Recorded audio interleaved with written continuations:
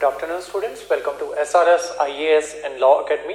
आज की क्लास में हम जो है आर्टिकल 19 राइट टू फ्रीडम उसको स्टार्ट करेंगे। ठीक है, राइट टू फ्रीडम जो है वो आपका जो जनरल आर्टिकल है जिसमें हम आर्टिकल 19, 20, 21 एंड 22, ठीक है, ये चार आर्टिकल जो है वो राइट टू फ्रीडम के अंदर कवर करते हैं। लेकिन आज जो है हम मतलब ये जनरल जब उसकी क्लासिफिकेशन करते हैं राइट्स की, तो ये जो चार राइट्स हैं आपके 19, 20, 21 एंड 22, ये चारों राइट्स जो हैं ये आपके राइट टू फ्रीडम के अंदर आते हैं। ठीक है, ये है आपकी जनरल क्लासिफिकेशन। उसके अलावा जो आपका आर्टिकल 19 जो है वो आज की क्लास में हम डिस्कस करेंगे। ठीक है, तो आर्टिकल 19 के तहत आपके 1, 2, 3, 4, 5, 6 सब क्लॉसेस जो है वो आते हैं। ठीक है, और आर्टिकल 19 भी ये जो है हमें राइट टू फ्रीडम तो ये हमें प्रोवाइड करवाता ही है, लेकिन इसके ऊपर हमारे ऊपर जो है कुछ रिस्ट्रिक्शंस जो है वो भी लगाई गई हैं। ठीक है, तो वो रिस्ट्रिक्शंस भी जो है वो भी आर्टिकल 19 में ही बताई गई है। ठीक है, कि article 19 clause 1 sub clause A के ऊपर जो रिस्ट्रिक्शंस लगेंगी वो आपको आर्टिकल 19 क्लॉज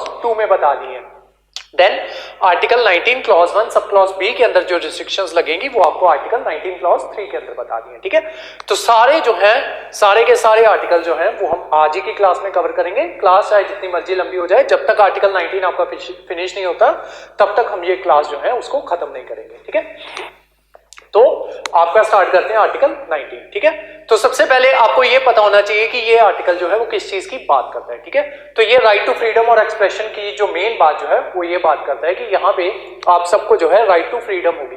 अब कौन कौन सी फ्रीडम होगी ये सारा उसने अपने आर्टिकल में इलेबोरेट कर दिया। जैसे कि article 19 clause A sub clause article 19 clause 1 sub clause A जो है वो किस चीज की बात करता है कि आपके पास राइट टू फ्रीडम और right to freedom of speech and expression होगी कि आप जो है वो अपनी बात कह सको, बोल सको, उस बात को एक्सप्रेस भी कर सको। ठीक है, तो ये आपको राइट जो है वो आपको प्रोवाइड करवा दिया article 19 clause 1 sub clause A में। ठीक है, अब क्या कहते हैं, अगर आपको जो है बोलने की आजादी जो है वो दी गई है तो आपको सुनने वाला भी कोई होना चाहिए। ठीक है, तो आपको क्या कहा गया कि आप जो है असेंबली जो है वो क्रिएट कर सकते हो, मतलब लोगों को खुद को सुनने के लिए लोगों को बुला सकते हो। ठीक है, तो वो आपको आर्टिकल राइट दे दिया article 19 clause 1 sub clause B में कि आप जो है असेंबली जो है पीसफुली जो है आप असेंबल एक जगह पे कर सकते हो। ठीक है, अब एक जगह पे असेंबल हो गए, फिर आपको कह दिया गया कि आप जो है अपनी एसोसिएशंस भी जो है वो बना सकते हो। ठीक है, वो राइट आपको कहां पे दे दिया गया आर्टिकल 19 क्लॉज 1 सब क्लॉज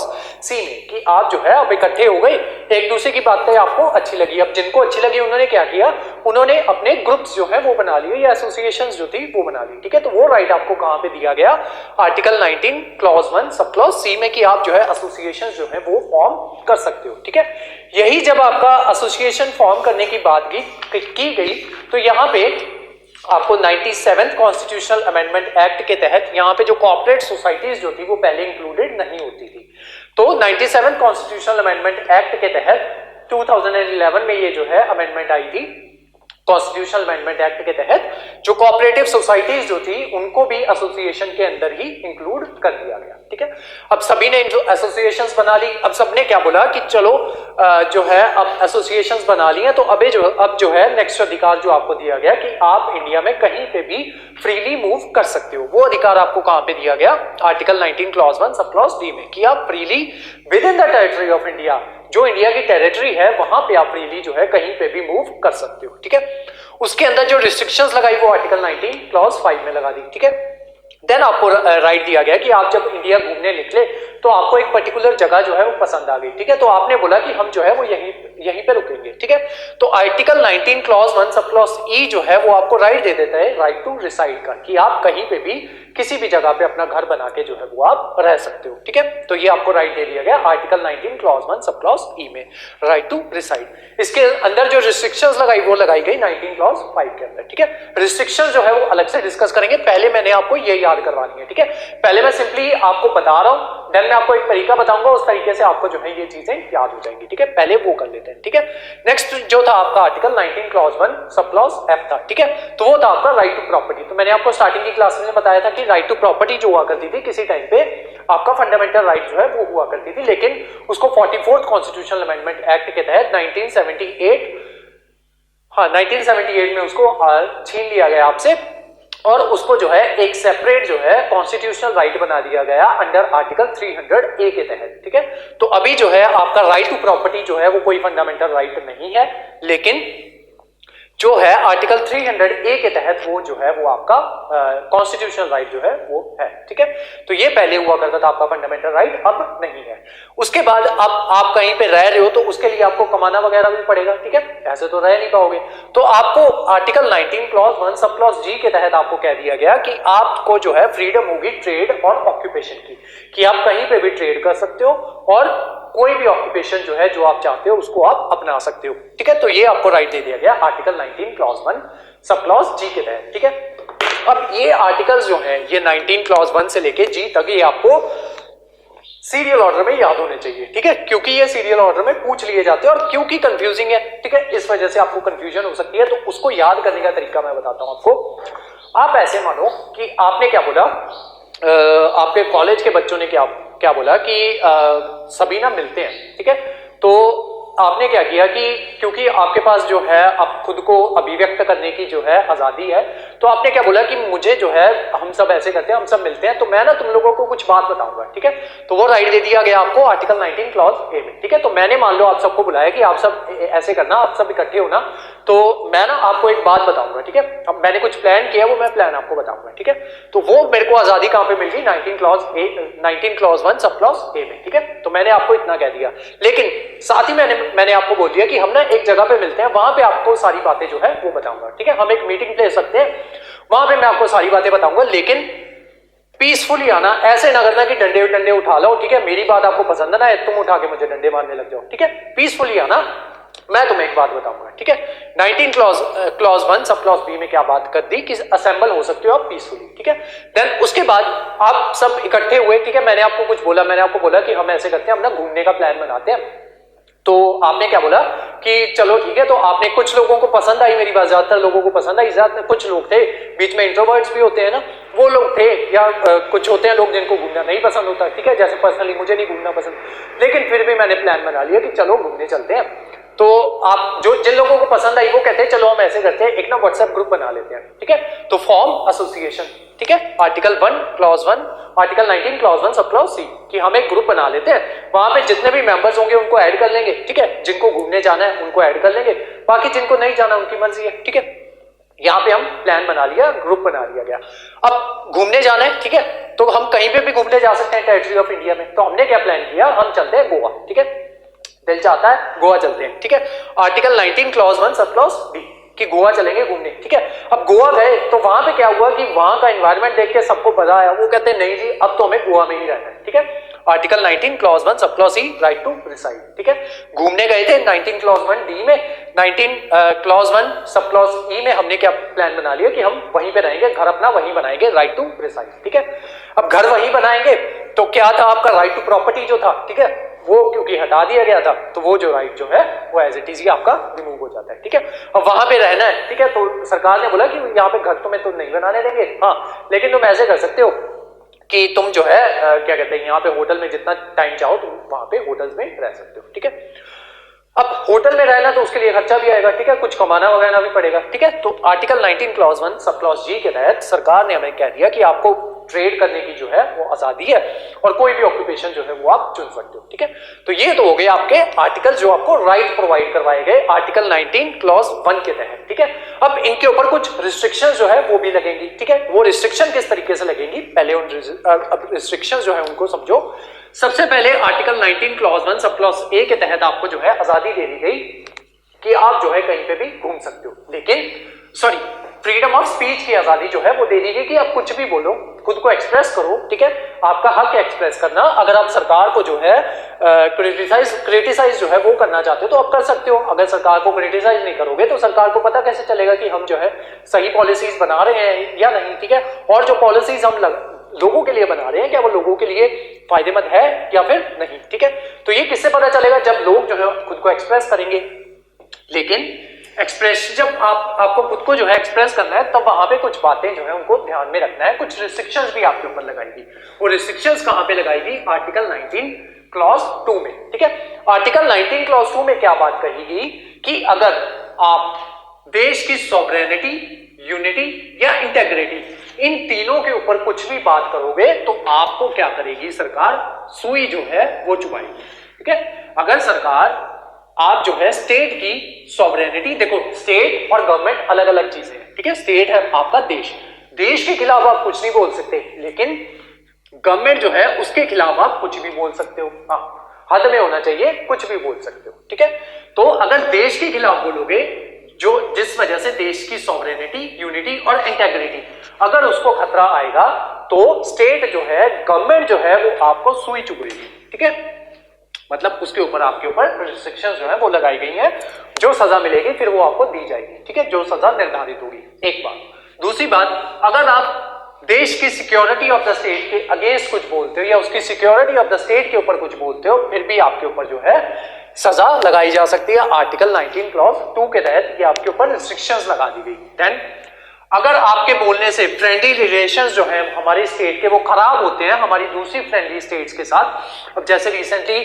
थोड़े टाइम पहले क्या हुआ था, ये जो नेपाल का जो प्रधानमंत्री है, ex prime minister I think, अभी शायद चेंज हो गए हैं, तो उन्होंने बोल दिया था कि जो ये जो है ये जो राम की जो माता है उनका जन्म जो है वहां पे हुआ था आपका नेपाल में। ठीक है, तो उस वजह से उनके खिलाफ जो है बहुत सी बातें जो है वो बोली गई। हमारे देशवासी जो है वो ऐसी कोई भी बात जो है वो नहीं बोल सकते जिस वजह से हमारे फ्रेंडली रिलेशन जो है दूसरी स्टेट के खिलाफ साथ खराब हो। ठीक है, उसके अलावा हम कुछ ऐसा नहीं बोल सकते जिससे पब्लिक ऑर्डर जो है वो खराब हो। ठीक है, हम कुछ ऐसा नहीं बोल सकते जिससे देश की डिसेंसी और मॉरलिटी पे जो है खतरा आए। हम कुछ ऐसा नहीं बोल सकते कि कंटेम्प्ट ऑफ कोर्ट हो। ठीक है, कोर्ट के खिलाफ हम कुछ भी नहीं बोल सकते। उसके अलावा हम कुछ ऐसा नहीं बोल सकते जिस वजह से किसी इंसान की डिफेम हो। ठीक है, हम कुछ ऐसा नहीं बोल सकते जिससे इंसाइटमेंट हो। इंसाइटमेंट का मतलब ये होता है कि जैसे आपने वो पुरानी मूवीज में देखा होगा, ये अमरीश पुरी वगैरह की मूवीज आती थी। ठीक है, उसमें जो है माँ बोलती थी कि तुम पहन लो ये चूड़ियां ये वो, ठीक है, तुम अपने बाप की मौत का बदला नहीं ले सके, ये चूड़ियां पहन लो तुम, ऐसी सारी बातें जो है बड़े सेक्सिस्ट रिमार्क हैं ये।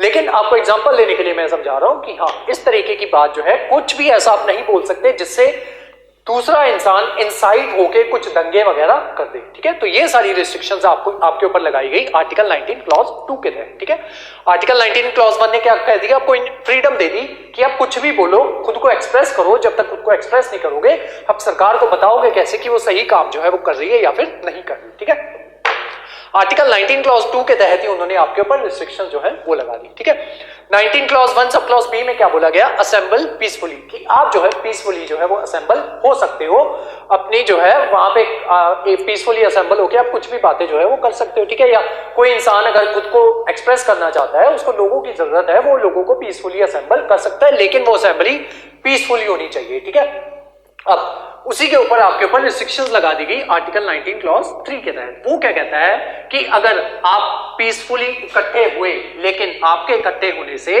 देश की सॉवरेनिटी, यूनिटी और इंटेग्रिटी के ऊपर कोई भी खतरा आया तो सरकार क्या करेगी, आपको सुई चुभेगी। ठीक है, सेकंड, पब्लिक ऑर्डर जो है वो खराब नहीं होना चाहिए। ठीक है, पब्लिक ऑर्डर खराब नहीं होने चाहिए का मतलब ये है, जैसे J&K में क्या होता था, कर्फ्यू वगैरह जो है वो लगा दिया जाता था। ठीक है, या सेक्शन 144 जो है वो लगा दिया जाता था। ठीक है, तो उसमें क्या होता है कि आप जो है इकट्ठा नहीं हो सकते उस कंडीशन पे। ठीक है, वो पब्लिक ऑर्डर को ध्यान में रखते हुए जो है वो चीजें जो है वो की जाती है। ठीक है, अगर कोई ऐसी चीज की गई हो, ठीक है, फिर आप जो है फिर आप इकट्ठा नहीं हो सकते। ठीक है, या फिर जनरली आपने पिछले कुछ सालों में देखा होगा 2020 में जब लोगों को इकट्ठा होने पे मनाही कर दी गई थी। ठीक है, तो वहां पे पब्लिक ऑर्डर जो था वो खराब हो रहा था, क्योंकि अगर आप इकट्ठे होते हो तो आप जो है ये जो कोरोना वायरस जो था उसको फैलाने में जो है वो कहीं ना कहीं आप मददगार साबित हो सकते थे। ठीक है, आप उसके फैलने का रीजन जो है वो बन सकते थे। उस रीजन पे पब्लिक ऑर्डर जो है वो खराब होना था, इस वजह से आपको पीसफुली भी आप असेंबल जो है वो वहां पे नहीं हो सकते थे। ठीक है, तो ये हो गया आपकी रिस्ट्रिक्शंस आर्टिकल 19 क्लॉज 3 में। थर्ड आपका आर्टिकल क्या है, आर्टिकल 19 क्लॉज 1 सब क्लॉज सी। वो क्या कहता है कि फॉर्म एसोसिएशन। तो सरकार कहती है कि ठीक है तुम एसोसिएशन बनाओ, लेकिन साथ ही में आर्टिकल 19 क्लॉज 4 जो है वो ये कहता है कि आपकी एसोसिएशन की वजह से देश की सॉवरेनिटी, यूनिटी और इंटेग्रिटी इसके ऊपर कोई भी खतरा जो है वो नहीं आना चाहिए। अगर आता है तो आपको सुई चुभेगी। ठीक है, सुई चुभेगा का मतलब यही है कि आपको सजा जो है वो दी जा सकती है। ठीक है, नेक्स्ट, आपकी एसोसिएशन फॉर्म होने की वजह से पब्लिक ऑर्डर जो है वो खराब नहीं होना चाहिए, मोरालिटी जो है वो खराब नहीं होनी चाहिए। ठीक है, अब मोरालिटी क्या होगी, डिसेंसी क्या होगी, और जो इंसाइटमेंट जो है वो क्या होगी, ये कहीं पे भी मेंशन नहीं है आपके कॉन्स्टिट्यूशन में कि मोरालिटी जो है वो क्या चीज है, डिसेंसी जो है वो क्या चीज है। ये सरकार जो है ये अपने अकॉर्डिंग डिसाइड करती है, ठीक है। अब किसी इंसान को कभी ये डिक्लेयर कर दिया जाता है कि इसने ये बात जो कही है ये मॉरली सही नहीं है, ठीक है, 5-6 साल बाद उसी चीज को मॉरली जो है वो भी कह दिया जाता है कि हाँ ठीक है ये चीज जो है वो मॉरल थी। अब मैंने आपको बहुत से एग्जांपल्स दिए हैं जब सुप्रीम कोर्ट ने खुद ही 1980s में जो है कुछ और जजमेंट दी, और अभी करंटली पिछले कुछ सालों में उनके लिए जो सोसाइटी क्या सोचती है उनको कोई फर्क नहीं पड़ता, उनके लिए कॉन्स्टिट्यूशन जो है वो सबसे ऊपर है, ठीक है। तो ये चीजें जो है ये मोरालिटी होगी, ये सारी चीजें जो है ये बदलती रहती है, ठीक है। दूसरा, सरकार को मतलब होता है अपने वोट बैंक से, ठीक है, तो जो लोगों को पसंद होगा सरकार उसी अकॉर्डिंग चलती है, ठीक है। नेक्स्ट आते हैं article 19 clause 1 sub clause D में कि move freely within the territory of India, कि आप जो है टेरिटरी ऑफ इंडिया, इसको दोनों को एक साथ समझाता हूं। Article 19 clause 1 sub clause D और 19 क्लॉज 1 सब क्लॉज ई। डी क्या कहता है, move freely within the territory of India, कि इंडिया की टेरिटरी में आप जो है फ्रीली मूव कर सकते हो। Right to reside, article 19 clause 1 sub clause ई क्या कहता है कि आप जो है कहीं पे भी रह सकते हो, ठीक है, रिसाइड कर सकते हो, लेकिन उसमें कुछ रिस्ट्रिक्शंस लगा दी गई आर्टिकल 19 क्लॉज 5 के तहत। वो रिस्ट्रिक्शंस क्या है कि अगर आपके मूव फ्रीली होने की वजह से कहीं पे भी आप घूम सकते हो, लेकिन अगर आपके घूमने की वजह से वहां के लोगों को जो है वहां, मान लो आप वहां चले गए, जैसे ना यहाँ पे मिजोरम वाला एरिया हो गया, मिजोरम, त्रिपुरा, अरुणाचल, यहाँ के कुछ एरिया जो है ना वहां पे आपको जाने के लिए इनर लाइन परमिट जो है वो चाहिए होता है, ठीक है। कुछ प्रोटेक्शन भी दी गई है, जैसे अंडमान एरिया, अंडमान और निकोबार जो है वहां पे जो है ट्राइबल लोग रहते हैं, और वो लोग जो है वो इतने ज्यादा शाई हैं या इतने ज्यादा इंट्रोवर्ट हैं कि उनको जो है सामने आना, किसी के भी सामने आना या कोई उनकी लाइफ में दखल अंदाजी करे वो उनको पसंद नहीं है। इनफैक्ट सरकार भी उनकी लाइफ में जो है दखल अंदाजी नहीं करती। अगर सरकार को कोई सर्वे करना होता है ना तो ऊपर से एयरप्लेन से जो है, हेलीकॉप्टर से वो एरियल सर्वे जो है उन लोगों का कर लेते हैं, ठीक है। और सरकार ने, और इनफैक्ट कई बार एक दो इंसिडेंसेस जो है वो ऐसे भी हुए हैं कि सरकार जो है एरियल सर्वे कर रही थी और इन लोगों ने क्या किया, भाला मार के उनका हेलीकॉप्टर ही नीचे गिरा दिया, ठीक है। तो ऐसे इंसिडेंसेस भी जो है वो देखे गए हैं, ठीक है।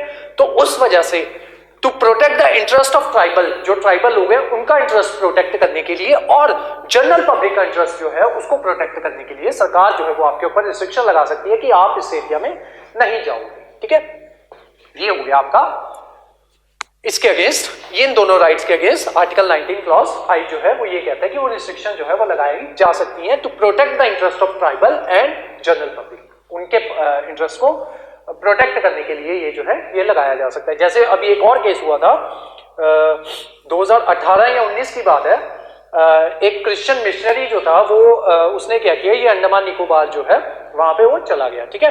वहां पे लोगों ने क्या किया, उसको यूएसए का था वो जो क्रिश्चियन जो था वो उसको पकड़ के उन्होंने मार दिया, ठीक है। लेकिन लोगों के खिलाफ जो है कोई भी एक्शन जो है वो नहीं लिया गया, क्यों? क्योंकि वो जो थे ट्राइबल पीपल थे, ठीक है, और उस एरिया को जो है प्रोटेक्टेड जो है वो घोषित किया गया था। ये बंदा जो है अपनी मर्जी से उनके एरिया में घुस गया, ठीक है। नेक्स्ट आते हैं आर्टिकल 19 क्लॉज 1, इसके बारे में ऑलरेडी बता चुका हूं, क्लॉज 1 सब क्लॉज एफ कि ये जो राइट टू प्रॉपर्टी हुआ करता था इसको आपको 44th कॉन्स्टिट्यूशनल अमेंडमेंट एक्ट के तहत इसको डिलीट कर दिया गया और जो है 300A के तहत इसको नॉर्मल राइट जो है, कॉन्स्टिट्यूशनल राइट जो है वो बना दिया गया, ठीक है। तो ये हमने बहुत बार डिस्कस कर चुके हैं, जब शेड्यूल 9 डिस्कस किया था तब भी मैंने इसके बारे में आपको अच्छे से बताया था कि लोग जो है वो सुप्रीम कोर्ट के पास जो है पहुंच जाते थे, ठीक है। फाइनली सुप्रीम कोर्ट ने कह दिया कि ये जो राइट टू प्रॉपर्टी जो होगा ये आपका फंडामेंटल राइट जो है वो नहीं होगा, लेकिन इसको कॉन्स्टिट्यूशनल राइट जो है वो बना दिया गया, ठीक है। अब आते हैं आर्टिकल 19 क्लॉज 1 सब क्लॉज जी पे, ठीक है, कि आपको जो है फ्रीडम ऑफ ट्रेड और ऑक्यूपेशन जो है वो दिया जाता है, लेकिन आप कोई भी ऑक्यूपेशन जो है वो चुन सकते हो, लेकिन साथ ही साथ आपके ऊपर रिस्ट्रिक्शन लगा दी गई 19 क्लॉज 6 के तहत, ठीक है। उसमें ये बोला गया कि आपके साथ जो है वो डिस्क्रिमिनेशन जो है वो की जा सकती है on the basis of education और टेक्निकल क्वालिफिकेशन, ठीक है। वो जो बात मैंने आपको बताई थी कि सरकार अगर चाहे तो कोई पर्टिकुलर सर्विस है जैसे जिसमें इंजीनियर्स जो है वही उन्हीं की जरूरत है, ठीक है, तो सरकार ये कह सकती है कि जिस इंसान के पास जो है बीटेक की ग्रेजुएशन डिग्री होगी वही इंसान जो है ये पर्टिकुलर पेपर जो है वो फिल कर सकता है, ठीक है। तो ऐसी रिस्ट्रिक्शन जो है वो सरकार आपके ऊपर लगा सकती है। ये सारा था आपका आर्टिकल 19, ठीक है, ये सारा मैंने आपको समझा दिया। अब इसको क्लॉज बाय क्लॉज जो है वो हम डिस्कस करेंगे, ठीक है, कि इसमें क्या क्या केसेस आए हैं। और इस आर्टिकल को जो है आर्टिकल 21 के बाद मोस्ट इंपॉर्टेंट आर्टिकल जो है article 19 clause 1 sub clause A, ठीक है। इसको मोस्ट इलेबोरेटेड आर्टिकल जो है वो कहा जाता है आफ्टर आर्टिकल 21, ठीक है। 21 आर्टिकल जो है वो सबसे इलेबोरेटिव आर्टिकल है। इसके बाद अगर कोई इलेबोरेटिवली किसी आर्टिकल को डिस्कस किया गया है हमारे कॉन्स्टिट्यूशन द्वारा या हमारी जुडिशरी द्वारा, तो वो है आपका article 19 clause 1 sub clause A, ठीक है। तो article 19 clause 1 sub clause A जो है ये इतना ज्यादा इंपॉर्टेंट क्यों है, अब एक एक क्लॉज जो है वो हम डिस्कस करने जा रहे हैं, ठीक है। इसके बारे में फिर एंड में जो है वो मैं इसके बारे में सब कुछ आपको दिखाऊंगा, ठीक है। तो हुआ क्या कि जब इस चीज की बात आई कि आर्टिकल 19 क्लॉज 1 और सब क्लॉज ए जो है राइट टू एक्सप्रेशन जो है ये जरूरी क्यों है, ठीक है। तो इसमें ये बोला गया कि ये जो है ये जो सेल्फ फुलफिलमेंट जो है उसको अटेन करने के लिए एक इंडिविजुअल के लिए ये राइट जो है वो बहुत जरूरी है, ठीक है। इंसान जब जो है खुद को एक्सप्रेस ही नहीं कर पाएगा तो ये कैसे बता पाएगा कि जो सरकार जो है वो उसके लिए कुछ कर रही है, तो क्या वो सरकार जो है जो उसके लिए कर रही है क्या उसके पास पहुंच रहा है, या सरकार जो उसके लिए करने जा रही है या कर रही है क्या उससे उसको फायदा हो रहा है। अगर वो सरकार को क्रिटिसाइज ही नहीं करेगा तब वो इन सब चीजों के बारे में जो है वो सरकार को किस तरीके से बता पाएगा, ठीक है। और उसी के साथ साथ सुप्रीम कोर्ट ने वेरियस इसमें केसेस हुए, जैसे आज एक केस जो है वो हम डिस्कस करेंगे इमैनुअल केस, ठीक है। कि उसमें क्या हुआ कि सरकार ने ये भी कह दिया, सुप्रीम कोर्ट ने यहां तक कह दिया कि अगर किसी इंसान को बोलने की आजादी है, फ्रीडम टू स्पीच है, तो उसके साथ साथ उसको फ्रीडम टू साइलेंस भी है, फ्रीडम टू साइलेंस, कि उसको चुप रहने का अधिकार भी है। अभी थोड़ा टाइम पहले जब ये जो करंट सरकार जो है जब अपने दोबारा ये इलेक्शंस जीती थी, तो इस सरकार ने क्या किया कि बड़े ना बेकार से नियम जो है वो लाने शुरू कर दिए इसने कि सब लोग जो है जब सिनेमा में जाएंगे तो वहां पे नेशनल एंथम होगा और जो खड़ा नहीं होगा तो उसको पनिशमेंट दी जाएगी। ये वो वाहियात सी बातें जो है इन्होंने करनी स्टार्ट कर दी। तो सुप्रीम कोर्ट ने इसके ऊपर क्या बोला कि देखो, सबसे पहले उससे पहले ना ये केस ऑलरेडी आ चुका था सुप्रीम कोर्ट के पास। तो ये केस है आपका नेशनल एंथम केस, या फिर इसको जिहोवास ट्राइबल केस भी कहा जाता है, और इस केस का जो ओरिजिनल नेम है वो है बाइजो इमैनुअल केस 1986, ठीक है। तो ये बाइजो इमैनुअल केस जो है 1986 का केस है। इसमें क्या हुआ कि तीन जो है बच्चे थे, केरला के तीन बच्चे थे, ये पढ़ते थे स्कूल में, ठीक है। तो स्कूल में क्या हो रहा था, नेशनल एंथम जो था वो गाया जा रहा था असेंबली के दौरान, ठीक है। ये तीन बच्चे ये चुप करके खड़े थे, ठीक है। तो जब स्कूल ने इनसे बोला कि तुम जो है नेशनल एंथम जो है वो गाते क्यों नहीं हो, तो इन्होंने साफ साफ मना कर दिया कि हम तो जी नेशनल एंथम जो है वो हम नहीं गाएंगे। बात गई केरला हाईकोर्ट के पास। केरला हाईकोर्ट ने क्या बोला, इन तीनों बच्चों को स्कूल से वो निकाल दिया गया, ठीक है। तो बात गई केरला हाईकोर्ट के पास। केरला हाईकोर्ट ने बोला, जो स्कूल का जो डिसीजन था उसको अपहेल्ड कर दिया कि स्कूल वालों ने बिल्कुल सही किया है कि ये जो चीज जो है, ये जो हमारा नेशनल ऑनर्स एक्ट है उस चीज के अगेंस्ट है। कोई भी इंसान जो है वो जो हमारे नेशनल एम्बलम हो गया या ये सारी चीजें होगी, इनकी किसी भी तरीके से डिसरिस्पेक्ट जो है वो नहीं कर सकता। ये सारी बातें जो है वो नेशनल ऑनर्स एक्ट में कही गई हैं। बात चली गई, हाई कोर्ट ने क्या कह दिया कि इन बच्चों को निकाला जाएगा स्कूल से, ठीक है। बात गई सुप्रीम कोर्ट के पास। तो सुप्रीम कोर्ट में जब ये बात गई तो सुप्रीम कोर्ट ने इनसे पूछा, बच्चों से पूछा कि आप लोग जो है नेशनल एंथम क्यों नहीं गाते। तो बच्चों ने बोला कि सर हमारा जो है, हमारा धर्म जो है, या जिस रेस से हम जो बिलोंग करते हैं, जिस कम्युनिटी से हम बिलोंग करते हैं, उस कम्युनिटी में हमारी गाइडलाइंस ये है, हमारा धर्म जो है वो हमें अलाउ नहीं करता कि हम किसी की भी प्रेज करें, ठीक है। हमारा धर्म, हमारे जो भगवान है, हमारे भगवान की ही प्रेज करने की हमें जो अलाउंस जो है वो देता है। सुप्रीम कोर्ट ने कहा बहुत अच्छी बात है। इसके ऊपर काउंटर आर्गुमेंट हुआ कि ये लोग जो है नेशनल ऑनर्स एक्ट के तहत जो हमारा जो राष्ट्रगान जो है, नेशनल आपका एंथम जो है, उसकी डिसरिस्पेक्ट कर रहे हैं। तो सुप्रीम कोर्ट ने पूछा किस तरीके से डिसरिस्पेक्ट कर रहे हैं। तो उनको बोला गया कि हमारा जो है नेशनल ऑनर्स एक्ट जो है वो कहता है कि जो इंसान जो है नेशनल एंथम को नहीं गाएगा वो उसकी डिसरिस्पेक्ट करेगा। सुप्रीम कोर्ट ने पूछा दिखाओ हमें कहाँ लिखा है ये बात लिखी कहाँ है कि अगर आप नेशनल एंथम को नहीं गाते हो तो आप उसकी डिसरिस्पेक्ट कर रहे हो। अगर आप जो है आपका बोलना, आपका एक्सप्रेस करना, आपका राइट टू फंडामेंटल, ये जो है फंडामेंटल राइट है आपका, राइट टू एक्सप्रेस योरसेल्फ या राइट टू स्पीच, तो उसी के तहत आपका शांत रहना, आपका साइलेंस रहना, ये भी आपका फंडामेंटल राइट है। अगर वो शांत रहना चाहते हैं तो वो शांत रह सकते हैं, आप उसको मजबूर नहीं कर सकते कि वो नेशनल एंथम गाएं, ठीक है। कोर्ट ने कहा कि क्या तुम वाहियात बातें करते रहते हो, ठीक है। हमारे तो नेशनल ऑनर्स एक्ट में भी ये नहीं लिखा है कहीं पे भी, अगर गाना जो है वो उसकी डिसरिस्पेक्ट होगी। अगर वो बच्चे चुप करके खड़े हैं या इनफैक्ट चुप करके बैठे भी हैं national anthem, otherwise national anthem गाया जाता है, लोग क्या करते हैं खड़े हो जाते हैं, ठीक है, आसपास देखते हैं सब खड़े हो, वो भी खड़े हो जाते हैं, खड़े होने की भी आपको जरूरत नहीं है। हाँ, अनटिल अनलेस कोई इंसान खड़ा है नेशनल एंथम की रिस्पेक्ट में, आप उसको तंग कर रहे हो कि तू भी नीचे बैठ जा, वो डिसरिस्पेक्ट होगी, ठीक है। ये डिसरिस्पेक्ट जो है वो नहीं होगी कि नेशनल एंथम चल रहा है, आप खड़े हो या बैठे हो कोई फर्क नहीं पड़ता, आप अपनी रिस्पेक्ट जो है उसको खड़े होके भी शो कर सकते हो, नेशनल एंथम को बैठ के भी शो कर सकते हो, एक टांग दूसरी टांग के ऊपर रख के भी शो कर सकते हो, आपकी रिस्पेक्ट जो है वो आपके मन में होनी चाहिए, ठीक है। तो ये बात जो है ये सुप्रीम कोर्ट ने कर दी, ठीक है। तो ये जो था इसी के तहत आपका जो right to freedom of expression जो था उसके तहत आपका ये जो था आपका ये क्या कहते हैं राइट टू साइलेंस भी इसी में इंक्लूड हो गया, ठीक है।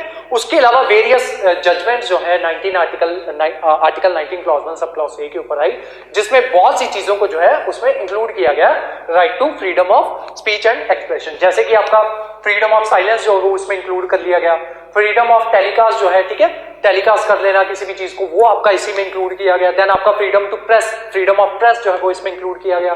देन राइट टू इंफॉर्मेशन जो है वो इसमें इंक्लूड किया गया। सुप्रीम कोर्ट ने बोला कि अगर आप सरकार को क्रिटिसाइज करने जा रहे हो तो आपके पास एक ठोस जो है वो प्रूफ जो है वो होना चाहिए, तभी आप प्रूव कर पाओगे ना कि सरकार जो है ये काम गलत कर रही है। तो उस वजह से राइट टू फ्रीडम जो है उसको भी आर्टिकल 19 क्लॉज 1 के तहत इंक्लूड किया गया। देन आपका नोटा आया, ठीक है, इसके ऊपर मैं केस जो है वो आपके साथ डिस्कस करना है, ठीक है। Right to have political opinion, आपका पॉलिटिकल ओपिनियन कुछ भी हो सकता है, ठीक है। तो जरूरी नहीं है कि अगर कोई पार्टी जो है वो सत्ता में है तो आप उसी की सराहना करो, ठीक है।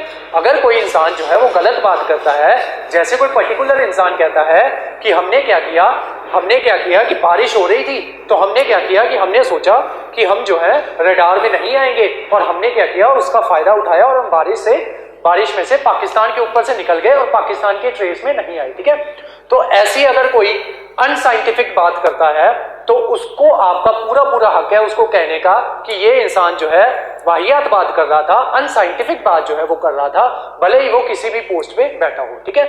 हाँ, किसी इंसान की इस वजह से सराहना करी जाना कि वो जो है वो इंसान इस पर्टिकुलर पोस्ट पे बैठा है और चाहे वो कुछ भी बोलता जाए, ठीक है, चाहे वो ये बोले कि इस तरफ से आलू निकालूंगा दूसरी तरफ से सोना आएगा, तो वो बात जो है वो इलॉजिकल बात है। इलॉजिकल बात को इलॉजिकल कहना कोई भी गलत नहीं है, ठीक है। तो इलॉजिकल बात को आप इलॉजिकल आराम से कह सकते हो, कोई भी आपका कुछ भी नहीं बिगाड़ सकता, ठीक है। देन उसके अलावा राइट टू क्रिटिसाइज गवर्नमेंट, आप गवर्नमेंट जो है उसको क्रिटिसाइज जो है वो कर सकते हो, लेकिन स्टेट जो है उसके खिलाफ कुछ नहीं बोल सकते, अपने देश के खिलाफ आप जो है वो कुछ भी नहीं बोल सकते। हाँ, मतलब एक पर्टिकुलर हद में रह के वो आप बात कर सकते हो, ठीक है। आप ये कह सकते हो कि ये देश जो है इसमें गरीबी जो है वो ज्यादा है, ये सच्चाई है, ठीक है। ऐसी बातें जो है वो आप खुद को एक्सप्रेस जो है वो कर सकते हो, ठीक है। तो ये सारी बातें जो है ये धीरे धीरे वेरियस केसेस जो है वो आए, तो उसमें जो है article 19 clause 1 sub clause A में ये चीजें जो है धीरे धीरे इंक्लूड हुई, ठीक है। जैसे आपका राइट टू इंफॉर्मेशन जो है वो इंक्लूड हुआ, ठीक है, कि अगर हम सरकार के खिलाफ अगर कुछ बोलने जा रहे हैं तो हमारे पास पहले इंफॉर्मेशन होनी चाहिए कि वो सच्ची इंफॉर्मेशन होनी चाहिए, तो इस वजह से राइट टू इंफॉर्मेशन जो है वो उसको article 19 clause 1 sub clause A में इंक्लूड कर दिया गया। देन आपका राइट टू एक्सप्रेशन, अब राइट टू एक्सप्रेशन में सबसे बढ़िया एक्सप्रेशन जो है हम किस तरीके से खुद को जो है वो एक्सप्रेस करते हैं, ठीक है। हम डेमोक्रेटिक कंट्री में रहते हैं तो हम खुद को एक्सप्रेस किस तरीके से करते हैं, हमारा जो मोस्ट फंडामेंटल राइट है एक्सप्रेस करने का वो है वोटिंग, ठीक है। तो हम जो है वोटिंग के द्वारा खुद को एक्सप्रेस करते हैं, हम अपने नुमाइंदे जो है उनको चुन के भेजते हैं, ठीक है। तो इसमें सुप्रीम कोर्ट ने कहा कि अगर राइट टू वोट जो है वो आपका मोस्ट फंडामेंटल राइट अगर है तो नोटा भी जो है वो भी आपका, कि आपको अगर किसी को चुनने का अधिकार है तो आपके पास ये अधिकार भी होना चाहिए कि आप किसी को भी ना चुनो, ठीक है। तो इसमें मैं अपनी पर्सनल एग्जांपल लेके बताता हूं। मेरी एज ऑलमोस्ट 30 है, ठीक है, और मेरा जो है करंटली, ठीक है, 2022 के अकॉर्डिंग मेरी एज जो है वो 30 है, ठीक है।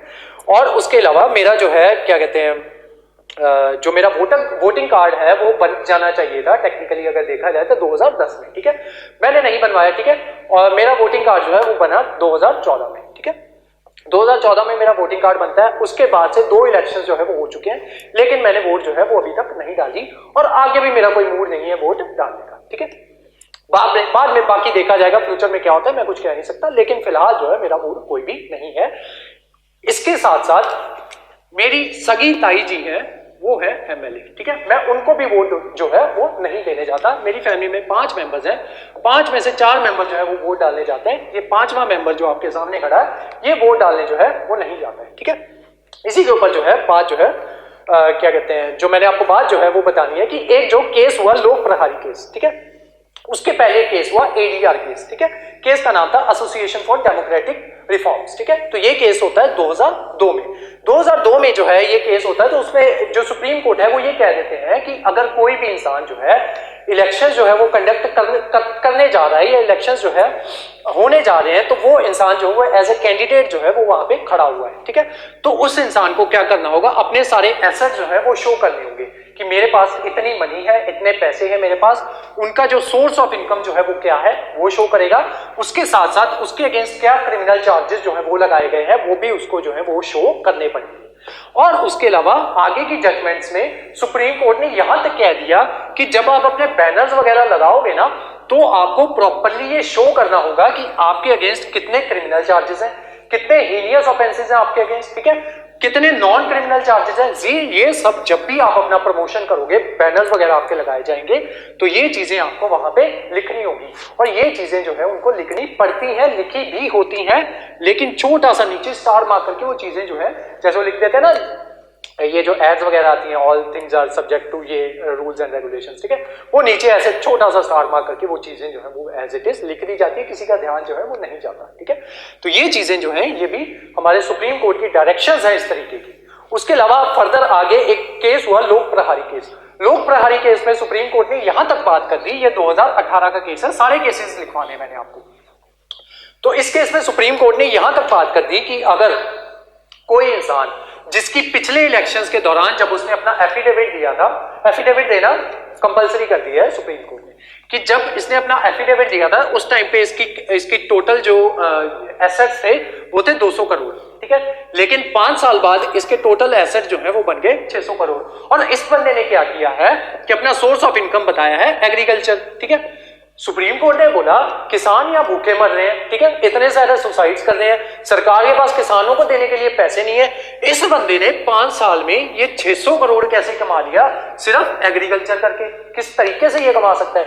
उसके ऊपर सरकार ने लोक प्रहारी केस में ये बोल दिया, अगर इस तरीके की कंडीशन आती है तो इस बंदे को क्या करना होगा, अपने एसेट तो शो करने ही होंगे, अपने जो किन्स हैं, ठीक है, उनके एसेट्स भी शो करने पड़ेंगे, अपनी वाइफ के एसेट्स, अपने बच्चों के एसेट्स, इनफैक्ट अपने ग्रैंड इसके जो पेरेंट्स हैं उसके एसेट्स, देन फर्दर फैमिली, इसके भाई के, देन उसके बच्चों के एसेट्स, वो भी इसको शो करने पड़ेंगे, ठीक है। और उसी के साथ साथ ये भी कह दिया गया कि इन 5 सालों में आपके किसी भी फैमिली मेंबर को अगर कोई गवर्नमेंट ठेका जो है गवर्नमेंट निकालती है ना, ठेके वगैरह निकालती है, अगर वो भी मिला है वो भी आपको बताना पड़ेगा, ठीक है। तो ये किस में बात की गई, लोक प्रहारी केस में। उसके बाद जो है एमएलएज और एमपीज जो है ये कोर्ट चले गए।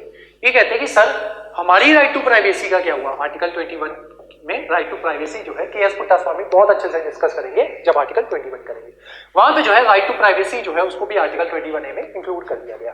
तो इन्होंने बोला कि सर हमारी प्राइवेसी का क्या होगा। सुप्रीम कोर्ट ने बोला तुम लोग जो हो मंत्री बनने जा रहे हो, ठीक है, लोगों के लिए काम करने जा रहे हो, आज से तुम प्राइवेट बंदे तो रहे नहीं, ठीक है, तो प्राइवेट बंदे नहीं हो तो आज से तुम्हारी प्राइवेसी भी नहीं है, ठीक है, आज से तुम पब्लिक फिगर हो, ठीक है।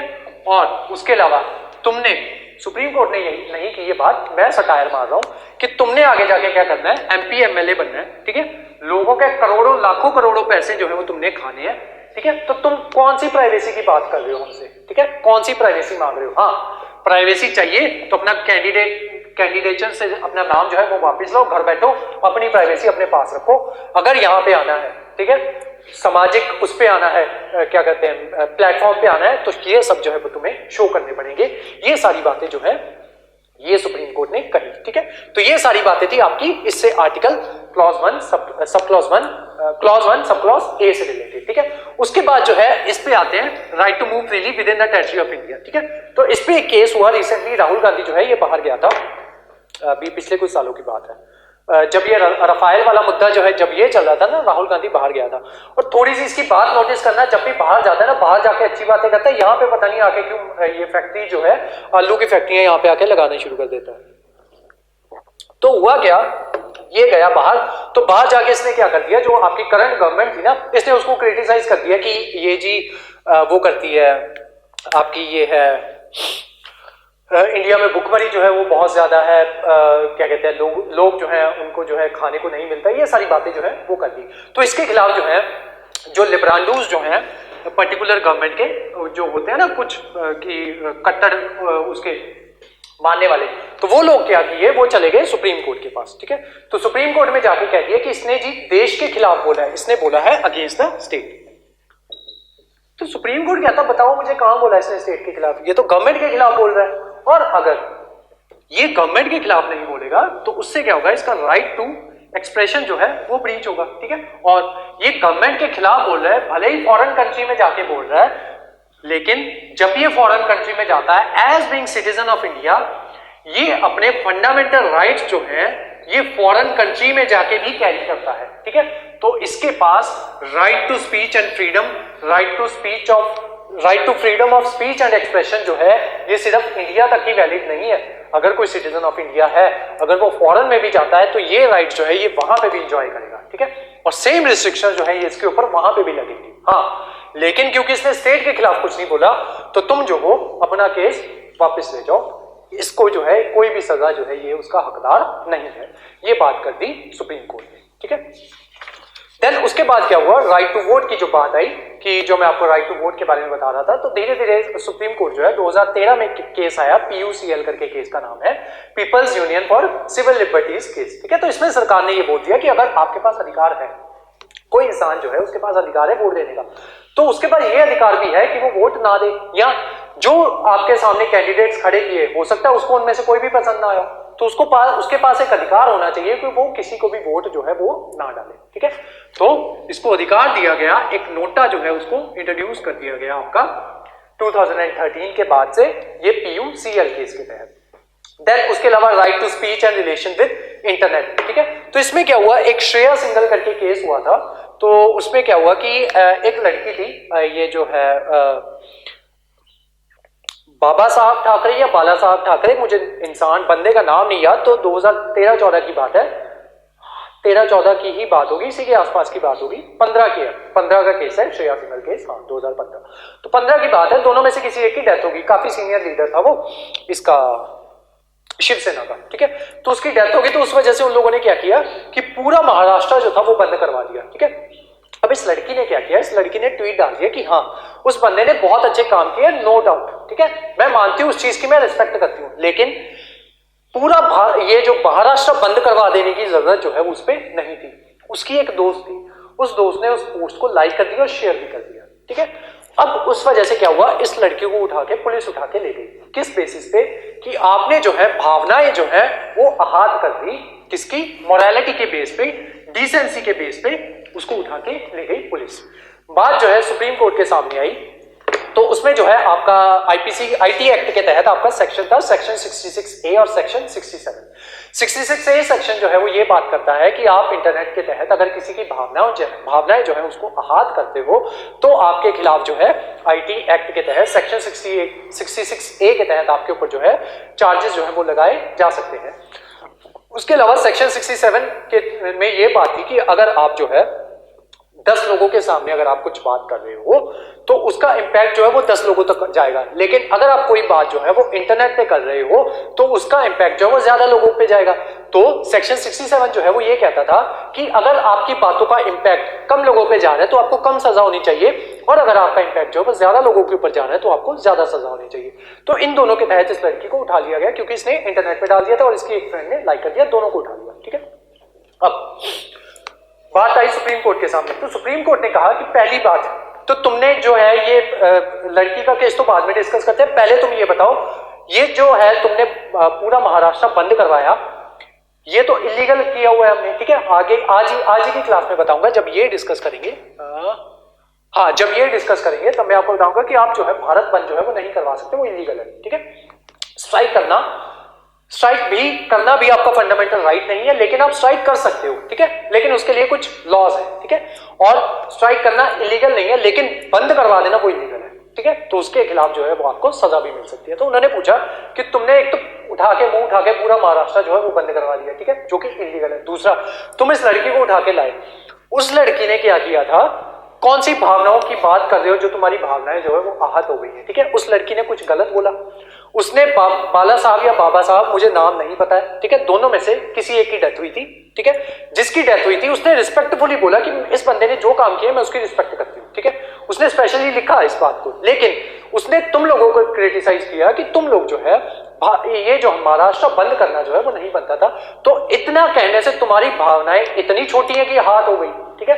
तो उन्होंने बोला इस लड़की को सबसे पहले जेल से बाहर निकालो, ठीक है। जिन्होंने अरेस्ट किया उनके खिलाफ जो है वो जो है सुप्रीम कोर्ट ने फैसला सुनाया, ठीक है। नेक्स्ट आते हैं आपका इस पे राइट टू प्राइवेसी का थोड़ा एक ना मैं आपको एग्जांपल देता हूं। एक बार क्या हुआ, मतलब सरकार जो है हमारी किस तरीके के बयान देती है उसके ऊपर आपको कुछ बताने जा रहा हूं। एक बार क्या हुआ कि एक ना ट्रिब्यून जो आपका ये है न्यूज़पेपर है उसकी एक लेडी थी, उन्होंने क्या किया, एक बंदे को 500 रुपए पेटीएम किए, उस बंदे से कभी मिली भी नहीं, उस बंदे को 500 रुपए पेटीएम किए। तो उस लेडी के पास जो है 4.5 लाख लोगों का आधार डाटा जो है उस लेडी के पास आ गया। उसको एक प्रूफ ही देना था कि आपका आधार जो है, हमारा आधार जो है वो सेफ नहीं है, ठीक है। तो बात आई सुप्रीम कोर्ट के पास, तो सुप्रीम कोर्ट ने पूछा ये जो आधार जो है वो सेफ है कि नहीं है। तो सरकार ने, इमेजिन नहीं कर सकते सरकार ने क्या खूबसूरत आंसर दिया। सरकार कहती कि सर 8 इंच की मोटी कंक्रीट की वॉल है, हमने वहां पे कंप्यूटर रखा है, उस कंप्यूटर के अंदर डेटा जो है वो सेव है। तो सुप्रीम कोर्ट की हंसी निकल गई पहले तो। सुप्रीम कोर्ट ने बोला वो डेटा जो है वो फाइलों में पड़ा है कि जो हार्ड कॉपीज है वहां पे पड़ा है वो डेटा। कहते नहीं सर कंप्यूटर में पड़ा है। तो सुप्रीम कोर्ट ने बोला मैं 8 इंच मोटी दीवार का क्या करूं, मैं उसका चार्ट डालूं? जो डेटा जो लीक होना है वो तो इंटरनेट के थ्रू लीक होना है, ठीक है। उसके बारे में मैं आपसे पूछ रहा हूं कि वो डेटा जो है वो कितना सुरक्षित है। इस तरीके के तो आपकी सरकार जो है वो आपको जवाब जो है सुप्रीम कोर्ट में देती है, ठीक है। उसके अलावा एक चीज और हुई, यही जो लड़की वाला केस था, इसी से रिलेटेड एक और चीज हुई कि आप जो आपके लिए भावनाएं जो है वो आहत हो रही हैं, हो सकता है किसी इंसान के लिए वो हैप्पीनेस हो, उसके लिए हंसी की चीज हो। जैसे एक रिसेंटली केस हुआ, योगी आदित्यनाथ जो थे उन्होंने अपने हाथ में एक बंदर जो है वो पकड़ा हुआ था। तो एक इंसान ने क्या किया, उस बंदे की शक्ल जो है, योगी आदित्यनाथ की शक्ल जो है बंदर से चेंज कर दी, दोनों की शक्ल इंटरचेंज कर दी, ठीक है। सुप्रीम कोर्ट के पास मामला गया, तो सुप्रीम कोर्ट ने बोला जो है, जब मामला गया सुप्रीम कोर्ट के पास तो सुप्रीम कोर्ट ने बुलाया उसको, जब पेश हुआ वो लड़का, जो बंदा जो है वो पेश हुआ था, तो उसको बुलाया गया। तो जिस बंदे ने जो है एफआईआर लॉन्च की थी उसको भी बुलाया। तो एसएसपी लेडी थी कोई, वो गई। तो सुप्रीम कोर्ट ने बोला कि क्या कहते हैं, जो फाइल जो है वो किसने लॉन्च की है, एफआईआर जो है वो किसने लॉन्च की थी। तो वो जो एसएसपी जो थी लेडी वो पहुंची वहां पे सुप्रीम कोर्ट में।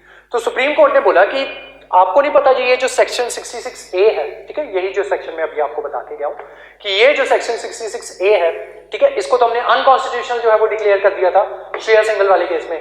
तो आपको नहीं पता? वो कहती सर नहीं मुझे तो नहीं पता था। सुप्रीम कोर्ट ने बोला दूसरी बात, पहली बात तो ये, दूसरी बात, हो सकता है जिस चीज से आपकी भावना जो है वो आहत हो रही हो, या जो चीज है वो आपको डिसेंट नहीं लग रही हो, हाँ, जो चीज आपके लिए अनमॉरल जो है, इमॉरल जो है वो हो सकता है दूसरे इंसान के लिए वो चीज जो है वो मॉरल हो या इमॉरल ना हो, या उसके लिए वो चीज जो है वो हंसी का रीजन हो, ठीक है।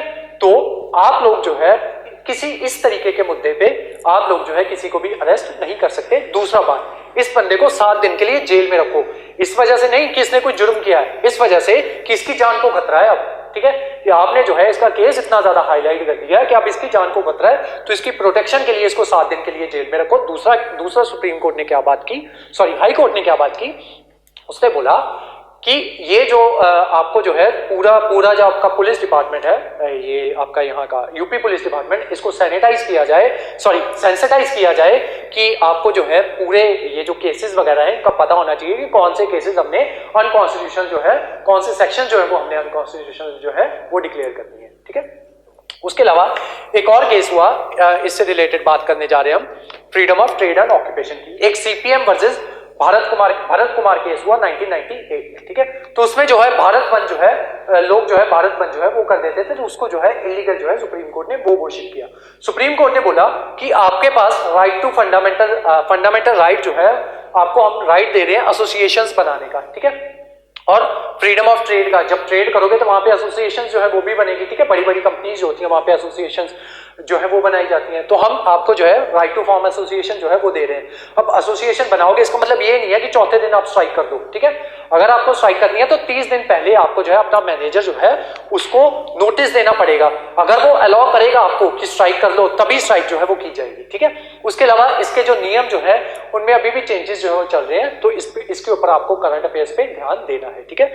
तो जैसे जैसे ये नियम जो है वो चेंज होते जाएंगे, उसके अकॉर्डिंग जो है वो आपको साथ के साथ बताते जाएंगे हम, ठीक है।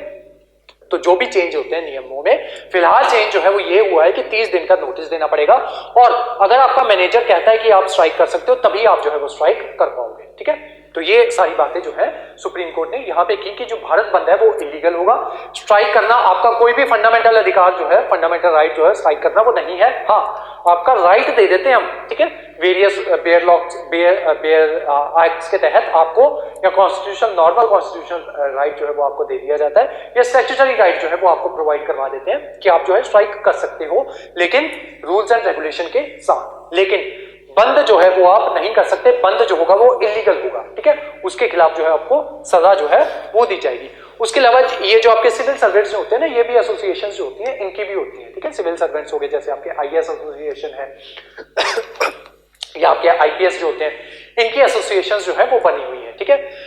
लेकिन सुप्रीम कोर्ट ने ये कहा है कि ये लोग जो है एसोसिएशन जो है ये बना सकते हैं, लेकिन इनकी जो एसोसिएशन जो है उसका कोई भी पॉलिटिकल लिंकेज जो है वो नहीं होना चाहिए। ये एसोसिएशन बना सकते हैं, लेकिन पॉलिटिकल एसोसिएशन जो है वो ये लोग नहीं बना सकते, ठीक है। तो ये लोग जो है आईएएस आईपीएस जो है, फाइनल जो है करंट आपका ये है कि ये लोग जो है एसोसिएशन जो है ये लोग बना सकते हैं, लेकिन किसी भी तरीके की पॉलिटिकल एसोसिएशन जो है वो नहीं हो सकती, ठीक है। देन उसके बाद आपका 19 clause D, clause 1 sub clause D को डिस्कस करते हैं कि कहीं पे भी आप मूव फ्रीली कर सकते हो, लेकिन कहीं पे भी डिसाइड कर सकते हो, लेकिन protect the interest of tribal and general public. तो उसके लिए सरकार ने कुछ जो है इंस्ट्रूमेंट जो है वो लेके आए, जैसे आपका इनर लाइन परमिट हो गया, ठीक है। तो अगर आप जैसे अभी करंटली ये जो है अरुणाचल, नागालैंड और मिजोरम, यहाँ पे अगर आपके पर्टिकुलर एरियाज यहाँ पे हैं, अगर आप उन एरियाज को विजिट करना चाहते हो तो आपको इनर लाइन परमिट जो है वो लेना होगा। ये एक तरीके का क्वाजी वीजा होता है, ठीक है, कि आपको जो है सरकार को बताना होता है कि मैं यहाँ पे विजिट करने आया हूँ, यहाँ पे मैं घूमूंगा, इस वजह से यहाँ पे घूमने आया हूँ। उसके बाद अगर सरकार आपको अलाउ करती है तभी आप जो है इन पर्टिकुलर जगहों पे घूम सकते हो, ठीक है। उसके अलावा कुछ होते हैं आपके रिस्ट्रिक्टेड एरिया परमिट्स होते हैं या प्रोटेक्टेड एरिया परमिट्स होते हैं, जो आपको मैंने स्टोरी सुनाई थी ना अंडमान और निकोबार की, वहां कुछ एरियाज में जाने के लिए आपको ये परमिट्स जो है ये चाहिए होते हैं, ठीक है। उसके अलावा एक केस आया था Sudan Singh versus New Delhi municipal committee 1989 का केस है, ठीक है। तो इस केस में क्या कर दिया गया कि इस केस में ये लास्ट वाला क्लॉज जो है वो डिस्कस करने जा रहे हैं। इसमें प्रोफेशन, ऑक्यूपेशन, ट्रेड और बिजनेस, इन चारों की डेफिनेशन दे दी कि प्रोफेशन जो है उसको वो किस चीज को कहा जाएगा, ऑक्यूपेशन जो है वो किस चीज को कहा जाएगा, ट्रेड जो है वो किस चीज को कहा जाएगा, बिजनेस जो है वो किस चीज को कहा जाएगा। ये सारी बातें जो है वो सरकार ने यहाँ पे डिस्कस कर दी, ठीक है। सॉरी, सुप्रीम कोर्ट ने बता दी। यहाँ पे सुप्रीम कोर्ट ने बोला प्रोफेशन जो है हर वो ऑक्यूपेशन प्रोफेशन कहलाएगा जहां पे आप जो है, जहां पे आपकी प्रोफेशनल नॉलेज जो है वो काम आएगी। जैसे इंजीनियरिंग हो गया, ये एक प्रोफेशन कहलाएगा, एडवोकेसी हो गया, ये प्रोफेशन कहलाएगा। आप जो है आप डॉक्टर हो तो आपको प्रोफेशनल जो है ये कहा जाएगा, ये एक प्रोफेशन में आएगा। अगर आप जो है मेडिसिन जो है उसको प्रैक्टिस करते हो, ठीक है। तो इस तरीके के प्रोफेशनल कोर्सेज जो है उनको प्रोफेशन कहा जाने लग गया। देन आपका ऑक्यूपेशन, ऑक्यूपेशन में आ गया कि कोई भी किसी भी तरीके का रेगुलर वर्क या एम्प्लॉयमेंट, ठीक है, तो उसको ऑक्यूपेशन कहा जाएगा। देन ट्रेड क्या होगा, ट्रेड होगा एनी बार्गेनर या प्रॉफिट और लॉस, ठीक है, कि इस तरीके का बिजनेस जहां पे प्रॉफिट हो रहा हो उसको ट्रेड जो है वो कहा जाएगा। देन बिजनेस किसको कहा जाएगा, बिजनेस कहा जाएगा एनीवन यूजिंग एनीवन्स टाइम, अगर कोई भी इंसान किसी दूसरे इंसान का टाइम ले रहा है, लेबर ले रहा है और उसकी वजह से वो प्रॉफिट जो है वो कमा रहा है, तो उस चीज को बिजनेस जो है वो कह दिया जाएगा। ये सारी डेफिनेशंस जो है ये आपके सुप्रीम कोर्ट ने दे दी Sodan Singh versus New Delhi municipal committee 1989, ठीक है। तो ये सारे केसेस जो है, ये सारे केसेस हमने एक एक करके जो है वो लिखने हैं। तो ये था आपका आर्टिकल 19। मुझे चेक कर लेने दो कुछ में से छूटा तो नहीं है।